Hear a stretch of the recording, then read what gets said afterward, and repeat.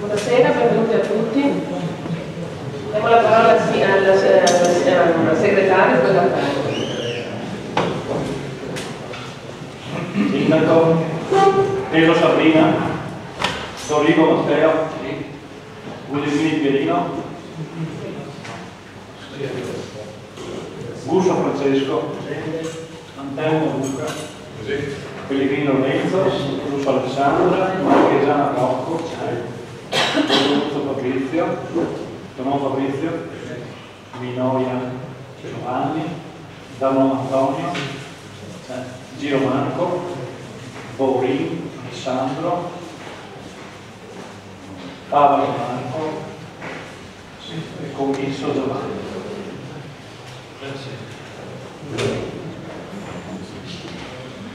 nomino gli scrutatori nelle persone di Bortoluzzo, Minoia e Giro. Diamo inizio ai lavori di questa seduta consigliare. Iniziamo con la risposta all'interpellanza presentata dalla civica per il cambiamento Antonio Zanon, impianto fognario stava presa. Relazione all'assessore Giro. Ci sono altre interpellazioni supplementari? Capogruppo Zanon Gara. Grazie signor Presidente.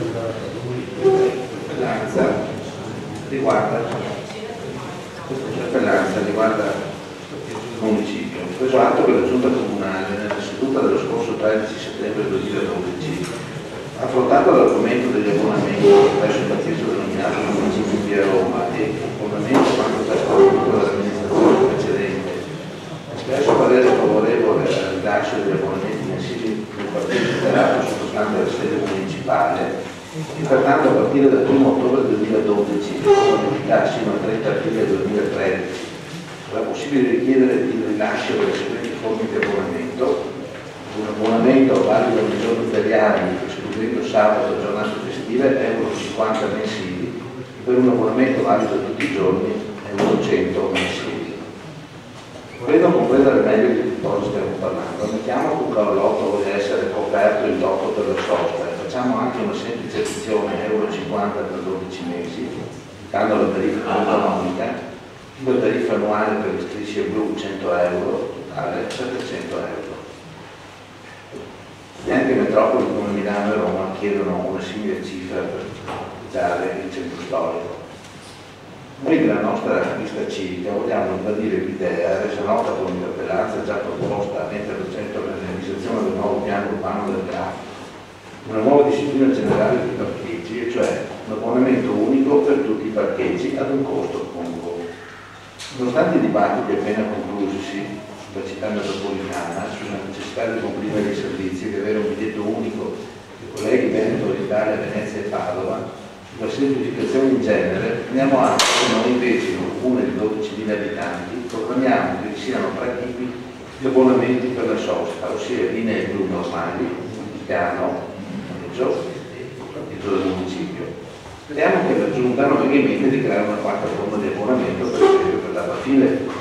Quindi paradossalmente un carrelotto, per essere coperto nella sosta del proprio autoveicolo, dovrà essere munito di 3 tipi diversi di abbonamenti, senza aggiungere che avrà bisogno anche di una busta paga per sostenere queste spese. Queste decisioni sembrano essere prese più con il solo scopo di fare cassa, non con lo scopo di dare un servizio alla cittadinanza. Non lamentiamoci poi se restano semivuoti, quindi non assolventi il vero motivo per cui sono stati creati. Si richiede una risposta ex articolo 16 del regolamento del Consiglio Comunale in sede di seduta consigliare. Grazie. Consigliere Giro, grazie.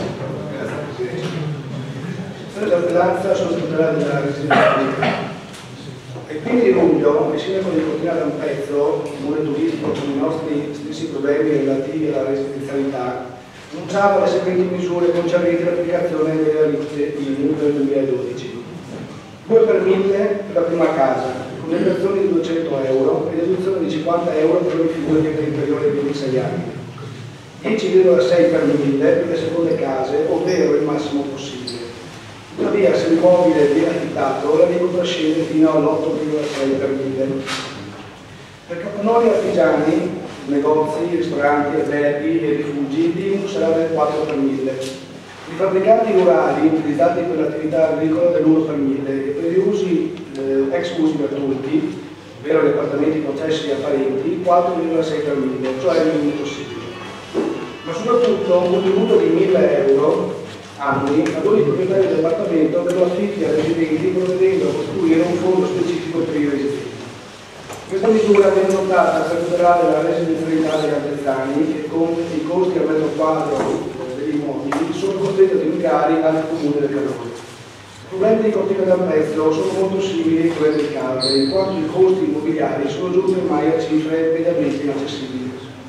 A nostro avviso tale misura potrebbe essere anche utilizzata per i locali commerciali, favorendo gli imprenditori locali che negli ultimi anni, oltre al caro affitti, tasse e quant'altro, sono stati penalizzati dal dilagare dei negozi etnici stranieri e dei cosiddetti China Shop, i quali continuano a fiorire grazie a una forte disponibilità di contanti pubblici. Questa misura non è l'unica che i comuni turistici delle montagne adottano per tutelare la residenzialità. Ad esempio, alcuni comuni dell'Alto Adige stanno sempre di più adoperando strumenti alternativi di edilizia convenzionata, quali ad esempio il cosiddetto procedimento di concertazione. Attraverso un contatto tra amministrazione e privato, debitamente registrato e trascritto, collegato alla convenzione di attuazione, il privato si obbliga a cedere a titolo gratuito al comune una certa percentuale di area utilizzata, in modo tale che il comune possa realizzare programmi organizzativi di utilizzo convenzionale. Tale procedura consente di sviare i vigili meccanismi imposti dalla legge normativa in materia di edilizia residenziale pubblica. Il comune avrà così la possibilità di programmare nel proprio territorio forme di edilizia che possono agevolare i giovani residenti che intendono comprare la prima casa e al contempo l'affare immobiliare sarà sottratto alla sola speculazione del metro cubo.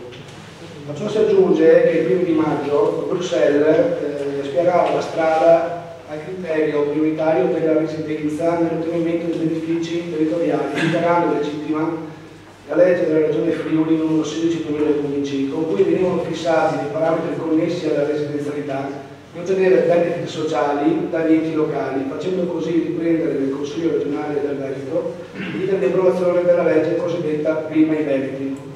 Tale legge, conforme all'articolo 5 del nuovo statuto regionale, fissa nuovi criteri legati alla territorialità, tutelando chi contribuisce da più tempo al benessere sociale e collettivo, sia esso straniero, immigrato, rubato, per la Pregio, nordafricano, siciliano, tedesco, favorendo le pubbliche graduatorie, come gli asili, buoni scuola, case popolari, concorsi di lavoro, i residenti che operano sul territorio. Una volta giunta all'approvazione definitiva, si pensa entro fine anno al massimo 2013, la palla passerà ai comuni che potranno modificare i propri regolamenti comunali adottando tali principi.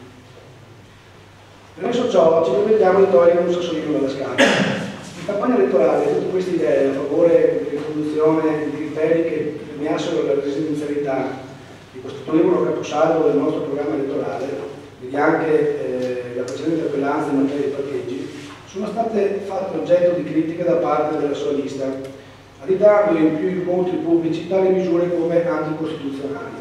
Come può vedere, di anticostituzionale non c'è proprio nulla, ma per di più vi sono comuni e enti che già hanno cominciato a sviluppare idee in tale direzione.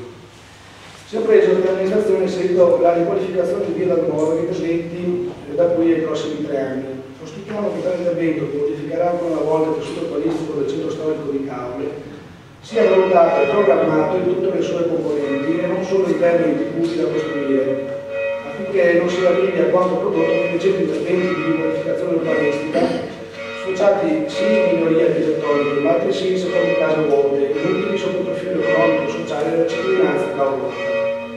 L'idea che potrebbe essere variata dall'attuale amministrazione potrebbe essere quella di utilizzare le cose finanziarie di via nuova per completare effettivamente il teatro da fine. Come si vede, con gli idee dei progetti si arriva sempre a concepire le migliori soluzioni, e questa è la finalità di interpellanza, raggiungere il bene più caro. Visto che tali proposte sono state duramente criticate in campagna elettorale e quindi immaginiamo non condivise dalla sua squadra, a questo punto chiediamo alla sua giunta quali misurati il programma a tutela dei giovani residenti, a tutela delle imprese del territorio, sia a breve che a lungo termine. La risposta ex articolo 16 del regolamento del Consiglio Comunale in seduta consigliare.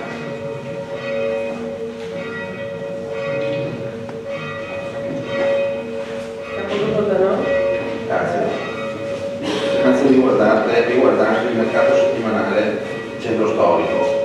Questa interpellanza si ricollega a quella presentata in tema di turismo, dove si invitava l'amministrazione a migliorare la programmazione e l'organizzazione degli eventi cittadini. Da quell'occasione si segnalava l'esigenza di meglio ponderare l'organizzazione degli eventi. Qui la nostra idea che proponiamo alla Giunta, speriamo possa venire colta positivamente, chiedere che nei mesi cosiddetti fuori stagione, che vanno da ottobre ad aprile, il mercato settimanale del sabato venga spostato nel centro storico, che otterrà via Roma, dove i tecnici ritengono un luogo più idoneo, nonché anche le imprese commerciali del centro abbiano un flusso continuo di persone anche a sabato mattina, permettendo loro di migliorare gli incassi giornalieri. A nostro avviso anche il centro storico si aprirebbe con un po' di vita rispetto a quanto sta accadendo negli ultimi periodi invernali, dove Rioterà è diventato un luogo di triste desolazione, con negozi chiusi, poca gente a passeggio. Si chiede una risposta all'articolo 16 del regolamento del Consiglio Comunale in sede di seduta consigliare. Grazie. Prego, Presidente. Grazie Presidente. Questa interpellanza ha come oggetto il centro culturale Pafile e le aree contermini. Alla luce della recente delibera di programmazione degli interventi programmatici 2013-2015, da qua a 3 anni da parte dell'amministrazione si è sconfortato un dato: l'assenza del completamento della struttura denominata Pafile, oramai termine compiuta. Nel sito del comune di Caore, nella pagina web intitolata Ex Scuola della Pafile, è presente una scheda tecnica dove si notano le seguenti informazioni. Importo lavori euro 7 milioni circa, stato avanzamento 100%, opera realizzata. Forse sbaglieremo, ma a noi della cifra per il cambiamento le affermazioni opera realizzata e stato avanzamento lavori 100% non risultano. Infatti manca forse il vero motivo per cui l'opera fu realizzata, e cioè per adibirla al centro culturale della città, e cioè il cinema teatro. Visti i tempi duri per le risorse dell'ente, ci auguriamo che non si trasformi in una termine compiuta e in un ulteriore spreco di denaro pubblico. Vediamo quindi se l'amministrazione ha in mente in qualche modo per arrivare al completamento. Vista la finalità turistica, turismo culturale, turismo congressuale, che può derivare dal comportamento della stessa, forse è il caso di discutere se sia più prioritario terminare il teatro o terminare il mercato ittico, essendoci già una struttura provvisoria ma pienamente funzionante in senso nessa e costata circa più di 1 milione di euro. Prendo spunto dal fatto che con il turismo la comunità sta riuscendo a difendersi dalla crisi, mentre il settore ittico sembra destinato ad una crisi senza ritorno. Altra cosa che ci preme segnalare, essendo un problema limitrofo, riguarda il completamento della viabilità in area ex Pafile via Roma, costato all'ente circa 600.000 euro. Abbiamo notato che sia a ridosso della nuova piazza sia lungo via Roma, nelle aiuole progettate per gli alberi, dopo la morte di quest'ultimi, gli arbusti sono stati sostituiti in 2 punti con dividoni della spazzatura. Dal nostro punto di vista, sia l'arredo che il decoro urbano sono messi a dura prova. Secondo chi propone tale interpellanza, visto che si sta parlando di opere costate alla cittadinanza svariati milioni di euro, sarebbe opportuno mantenere presso un decoro degno di questo nome. Sentire la risposta all'articolo 16 del regolamento del Consiglio Comunale sulle seduta consigliare. Grazie. Gruppo Zanon, prego. Signor Presidente, signor Sindaco e cari colleghi di maggioranza e minoranza, sarò lungo. L'interpellanza si riallaccia a quella precedente del mio collega architetto giro e riguarda come oggetto la cultura e il teatro. La mia interpellanza nasce dopo aver assistito ad una rappresentazione teatrale di cui sono rimasto fortemente impressionato. Due ragazzi, alla conclusione del loro percorso di riabilitazione in una comunità di recupero, sono scesi sul palcoscenico di un teatro per raccontare la storia della loro vita tormentata. Hanno parlato della loro dipendenza dalla droga e, per la verità, anche delle dipendenze degli altri, che poi sono le nostre dipendenze, e della fatica quotidiana per allontanarle definitivamente dai loro incubi. Era da tanto tempo che non partecipavo ad una rappresentazione teatrale così scenica, drammatica e forse tragica, in un teatro che ricordava anche nell'architettura radoni in semicerchio quella degli antichi teatri greci e romani. I due ragazzi che confessavano il dramma della loro vita nulla avevano da invidiare gli attori dell'antica Grecia che recitavano le tragedie scritte dalla storia dei Dei, dalle leggende dei miti e dai racconti di Troia. Ciò che mi ha fatto riflettere ancora di più è stato il contesto in cui ci trovavamo.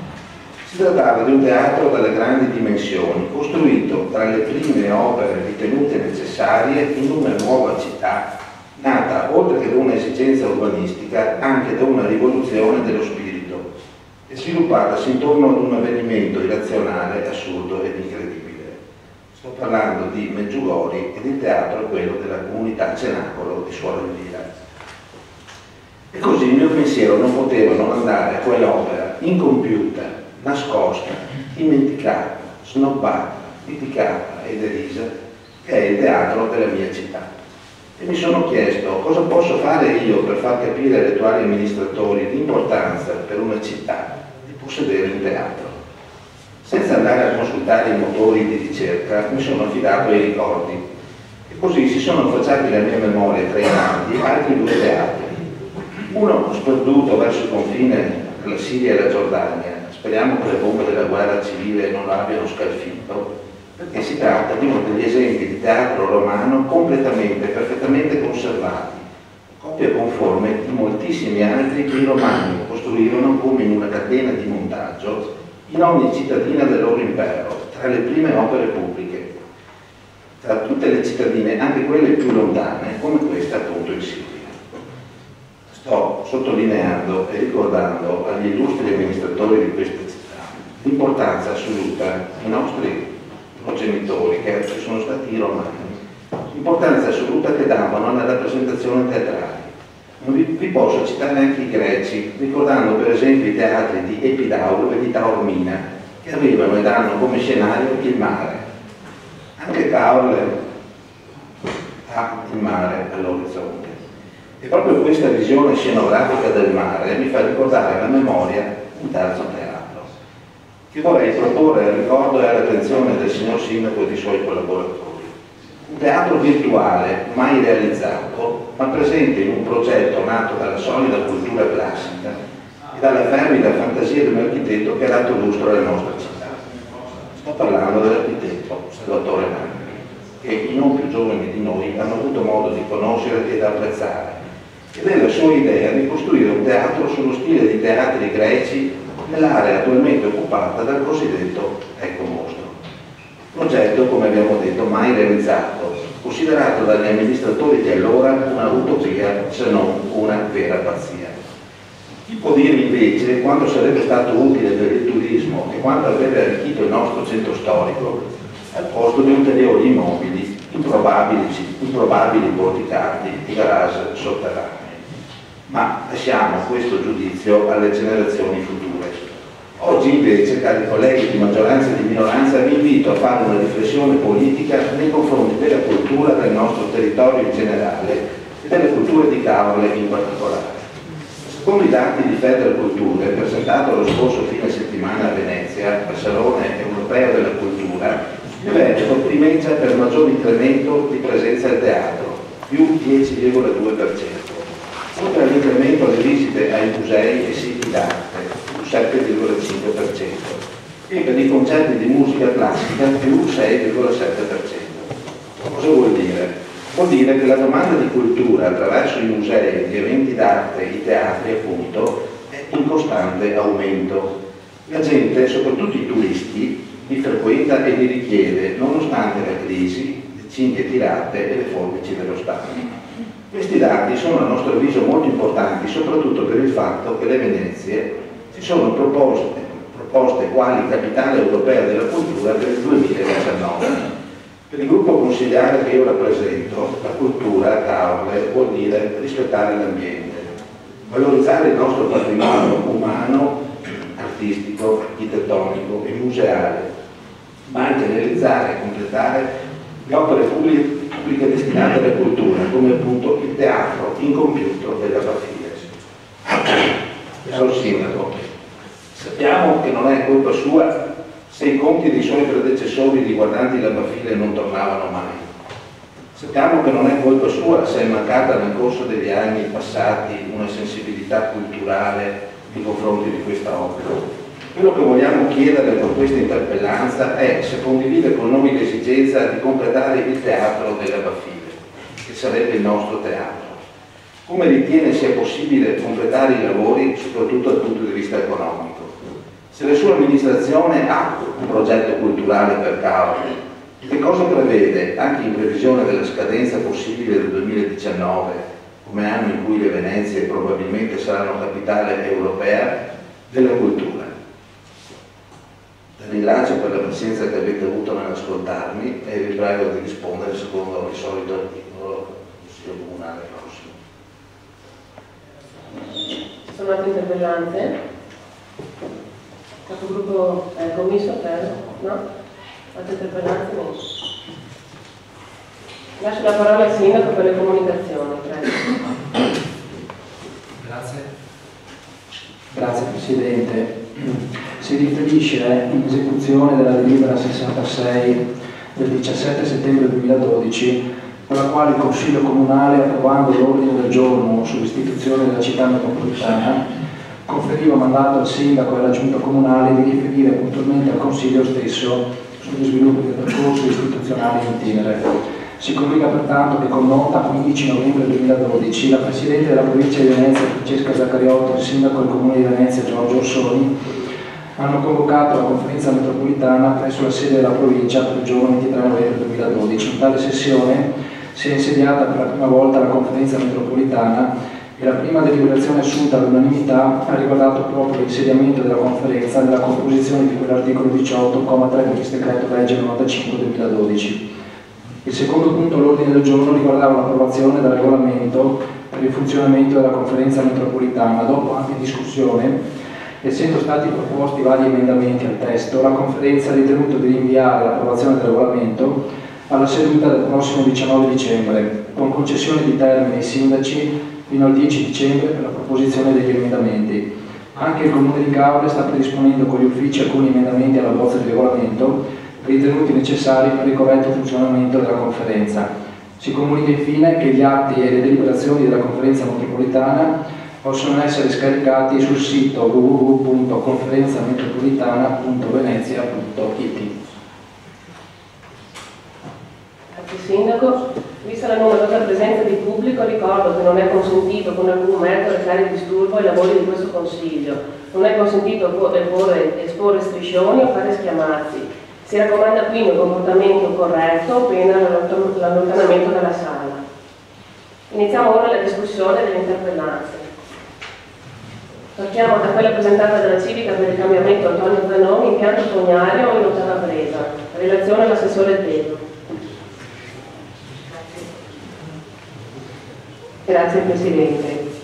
Chiedo al capogruppo Zanon se posso fare un sunto della sua interpellanza per non dar lettura completa.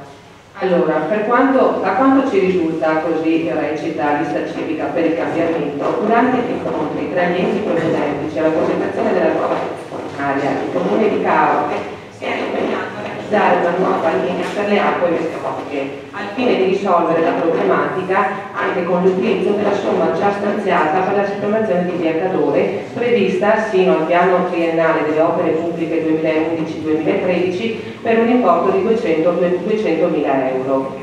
Durante tali incontri, dice sempre Lista Civica per il Cambiamento, la provincia di Venezia aveva peraltro caldamente consigliato all'amministrazione comunale la sostituzione dei pini marittimi su via Cadore con altra essenza, visti i noti problemi causati da tali alberi, anche alla luce dell'allora recente riasfaltatura della strada. Pertanto l'accordo era il seguente. L'ASI avrebbe realizzato la nuova linea della fognatura nera con nuovi attacchi sia per le utenze e provveduto a riasfaltare la strada, mentre il Comune avrebbe realizzato la nuova linea delle acque meteoriche e sistemato i marciapiedi. Tuttavia, nel piano triennale delle opere pubbliche 2013-2015 del Comune di Caorle, approvato con delibera della Giunta numero 199, non è prevista alcuna opera su via Cadore. Risulta chiaro che se le opere a carico del Comune di Caorle non verranno realizzate, parte delle frazioni di Ottava Presa continueranno ad essere oggetto di allagamenti, e questo è quello che recitava l'interpellanza da voi presentata. L'amministrazione comunale, in ordine alla stesura della programmazione triennale dei lavori pubblici per il periodo 2011-2013, quindi riferimento all'annualità 2011, ha inserito l'intervento denominato Sistemazione via Cadore per un investimento di 200.000 euro, schema approvato sempre con la delibera della Giunta Comunale numero 251 del 19/10/2010 ed in sede di approvazione del bilancio per l'esercizio finanziario del 2011. Con successiva programmazione triennale dei lavori pubblici per il periodo 2012-2014, a seguito delle ben note restrizioni della finanza pubblica, l'indicato intervento veniva stralciato, dando priorità ad altre opere. Per le medesime motivazioni non è stato possibile inserire tale lavoro nella programmazione triennale dei lavori pubblici per il periodo 2013-2015. Il progetto preliminare relativo alla sistemazione di via Cadore è stato approvato con deliberazione della Giunta Comunale numero 101 del 2008, considerando che lo stesso inizialmente risultava inserito nella programmazione 2008-2010, con previsione di finanziamento mediante un mutuo. A ben vedere comunque i lavori del progetto preliminare riguardavano il rifacimento dei marciapiedi laterali con una revisione delle sottostanti condotte, presumibilmente intaccate dall'apparato radicale degli esistenti pini, e non la realizzazione della condotta per le acque bianche. Solo con successivo approfondimento del progetto si sarebbe potuto definire in dettaglio la natura dei lavori, e poiché l'attuale esecuzione dei lavori idraulici da parte dell'ASI si sviluppa prevalentemente lungo l'asse stradale, separatamente in modo disgiunto si potrebbe intervenire in modo autonomo su tali marciapiedi senza vanificare gli odierni lavori che hanno una valenza igienico-sanitaria nella rete fognaria nera. Relativamente ad accordi con la provincia di Venezia, la stessa aveva suggerito il rifacimento totale del marciapiede con la sostituzione di nuove alveolature, compresa la sostituzione di tutti i sottoservizi, condotte acque bianche e nere, cavidotti elettrici e, se del caso, sottoservizi di altri enti. Non ci sono stati accordi con l'ASI e l'amministrazione provinciale per l'esecuzione dei lavori, anche perché questa amministrazione, non potendo contrarre più dei mutui per il rispetto del patto di stabilità, nessun finanziamento poteva essere destinato a tali lavori. Non appena le difficoltà economiche verranno superate e verrà assegnato qualche contributo, questa amministrazione si attiverà per il rifacimento della condotta delle acque bianche e del marciapiede stradale dell'illuminazione pubblica. Un gruppo Bonin, prego. Grazie Presidente, buonasera. Mi riallaccio a un'interpellanza che è stata proposta dal gruppo della Civica per il Cambiamento, in quanto molto simile a una precedente interpellanza che la Lista Civica Goring aveva presentato ancora l'estate scorsa, in ordine al completamento e alla tempistica dei lavori di rifacimento della linea, quindi fognaria, che dovrebbe collegare poi la frazione di Ottava Presa a quella al depuratore di Campo. Ora, l'occasione è propizia per rilevare e quindi far osservare a questa amministrazione come in realtà i lavori stiano procedendo molto lentamente rispetto a quella che era la tempistica.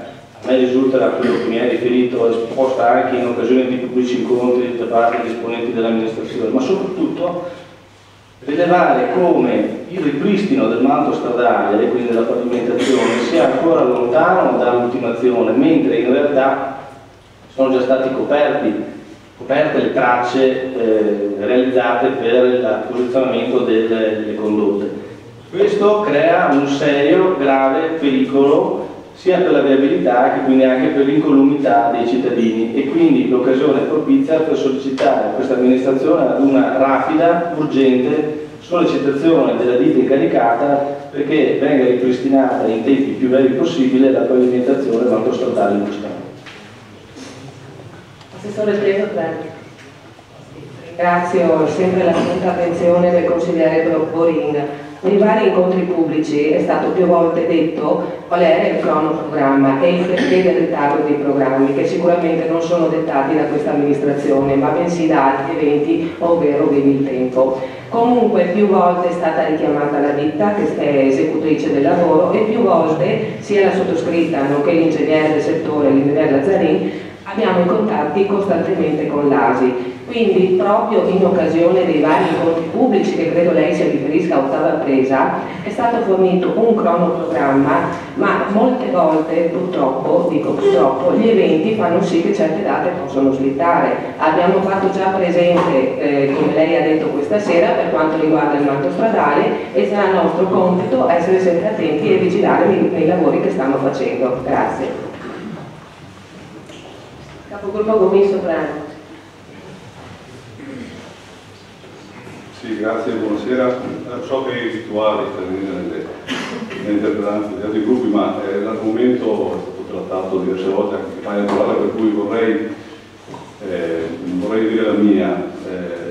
Siccome si parla di allagamenti e di problemi, volevo far notare che quella linea nuova che si sta costruendo non c'entra assolutamente niente con gli allagamenti. Che il problema è su strada Fortuna, dove esiste una linea che però porta sia le acque nere che le acque bianche e che va a scaricare in un fosso privato che è assolutamente insufficiente e non ha le sezioni adatte per scaricare gli eventi meteorologici che provocano gli allagamenti di cui parlava il capogruppo Zanoni. Quindi quella linea, io su quella linea delle acque nere che raccoglie le acque di ottava presa da Vittoria Caure, sono già espresso a suo tempo, sono assolutamente contrario a portare fognature in centro a Caore perché è una cosa assurda. Ribadisco che i problemi idraulici di ottava presa non saranno risolti con questa linea fognaria di acque nere, ma saranno risolti solo quando prima di intervenire con le lottizzazioni enormi, grandissime che sono state fatte rispetto alla precedente superficie urbanizzata, si provvederà ad adeguare le opere che attualmente sono assolutamente insufficienti. Grazie.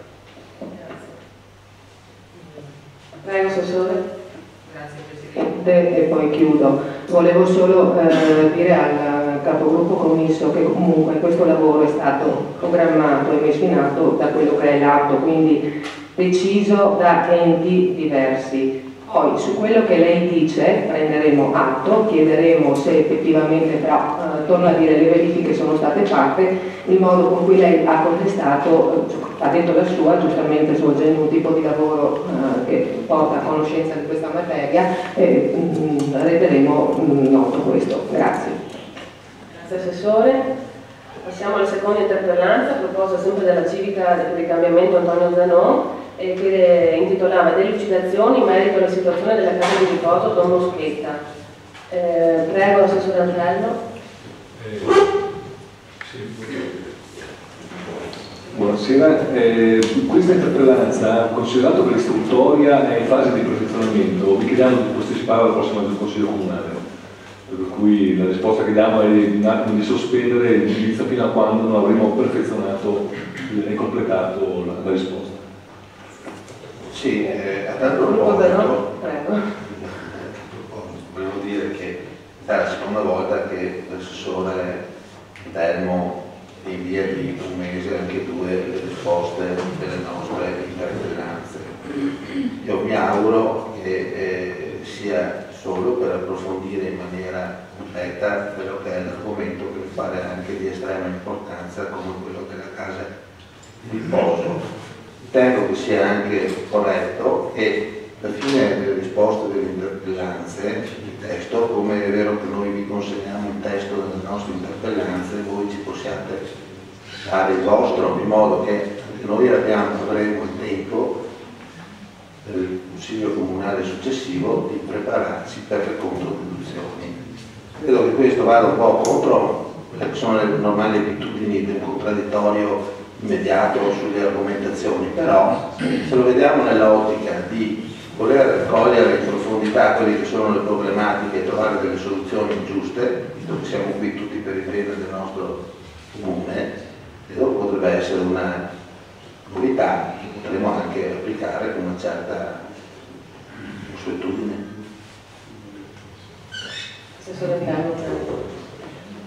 Non vorrei rispondere alla provocazione, capogruppo Zanon, però evidentemente la ragione che lei ha dato è l'unica ragione, cioè il tentativo di dare una risposta seria e approfondita a tutte le questioni, quindi non capisco perché lei si preoccupa del fatto che viene, visto che è considerato che abbiamo 30 giorni di tempo per rispondere. Così, assessore. Allora, io capisco che lei non era preparato sui dati per quanto riguarda il ludo e i problemi delle sale gioco, so che capirlo, però che lei non sia in grado di voler relazionare il Consiglio Comunale della situazione della casa di riposo mi fa una cosa anche abbastanza grave, perché lei sono anche 6 anni che è assessore di questo comune che si dovrebbe occupare delle case di riposo, quindi il fatto che chieda un rinvio per potersi preparare mi pare una cosa poco consueta. Lascio la parola al sindaco. Allora, mi pare che l'assessore Antelmo avesse dato la corretta risposta ad un problema di natura tecnico-istruttorio. Oggi non siamo in grado di dare una risposta perché la pratica è in itinere, in fase istruttoria ed è in evoluzione. Dare una risposta oggi sarebbe precisa, ragione per cui abbiamo chiesto tempo fino alla metà del mese di dicembre per dare una risposta completa, nessun altro tipo di polemica e nessun altro secondo fine a capogruppo Zanon. L'interpellanza presentata dalla Civica per il Cambiamento Antonio Zanon, intitolata Lavoro di pubblica utilità. Relazione all'assessore Antelmo. Se volete evito di dare lettura della vostra interpellanza e faccio subito la risposta. Posso? Con riferimento alla vostra interpellanza del 15 novembre 2012 riguardante la possibilità da parte del Comune di Cavia di stipulare una... Siccome il pubblico non conosce il testo. Leggo tutta l'interpellanza. Leggo l'interpellare accelerare.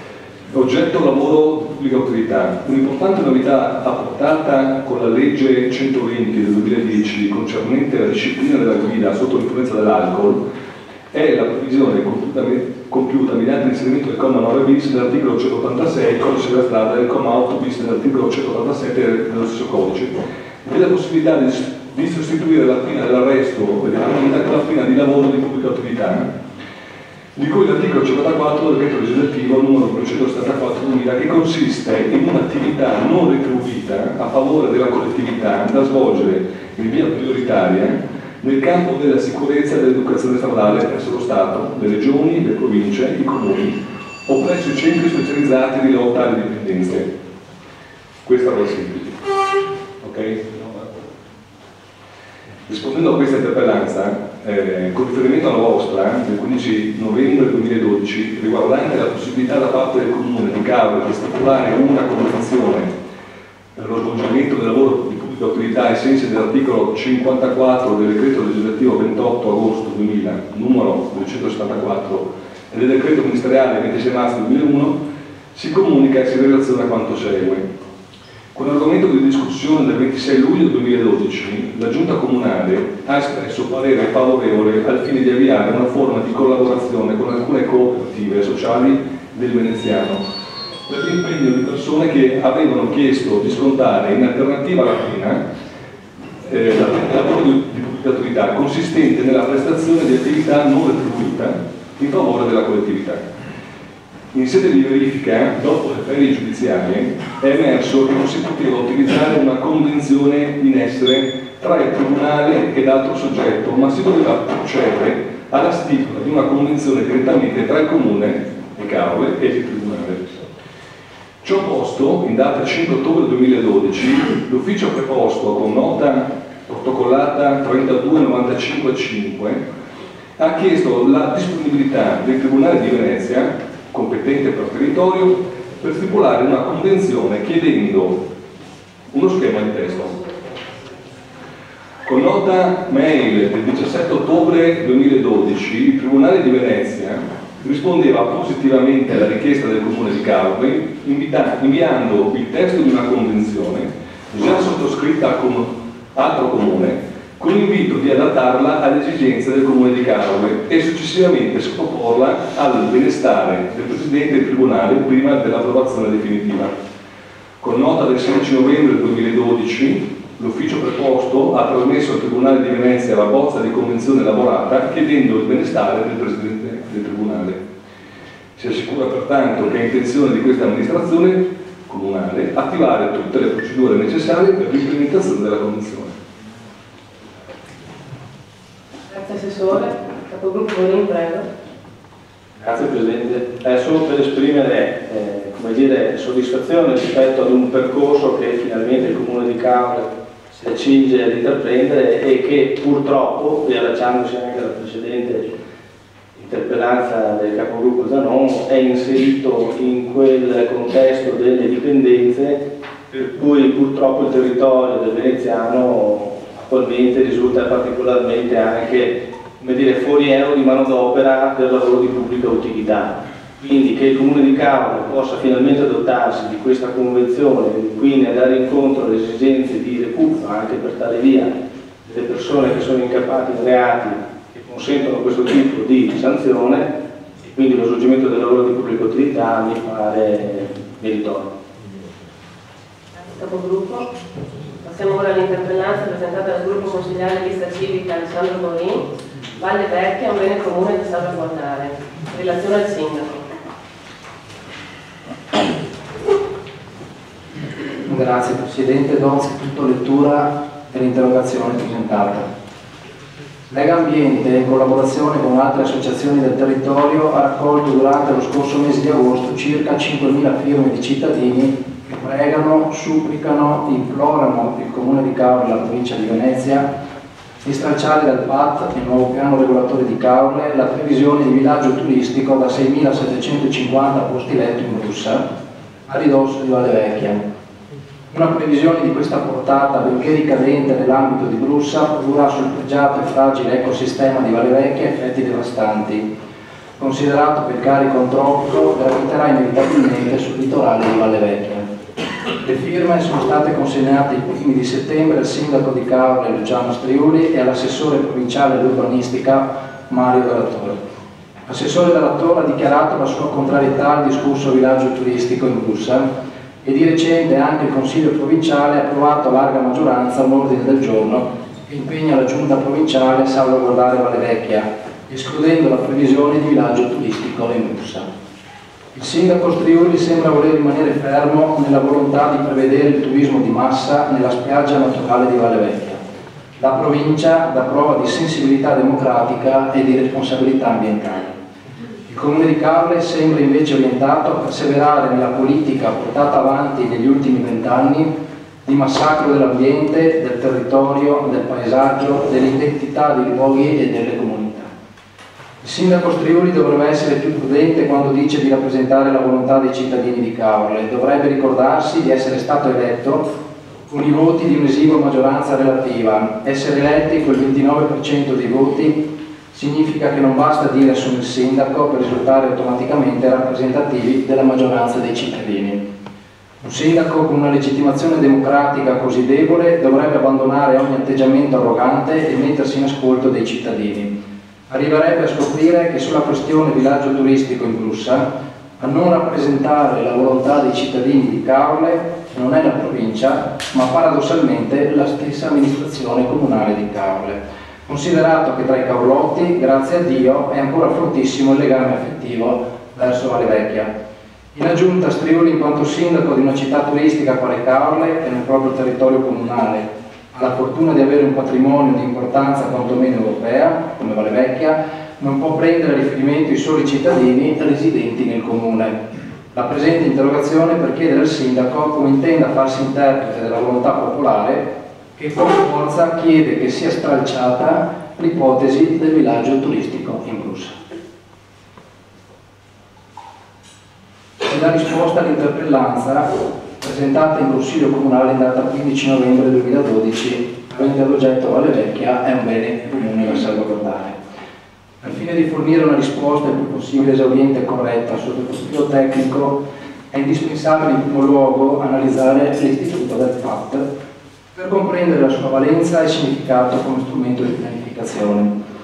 In secondo luogo è indispensabile altresì analizzare quali sono le previsioni del PAT in itinere per quanto riguarda gli ambiti territoriali interessati dall'interpellanza in oggetto.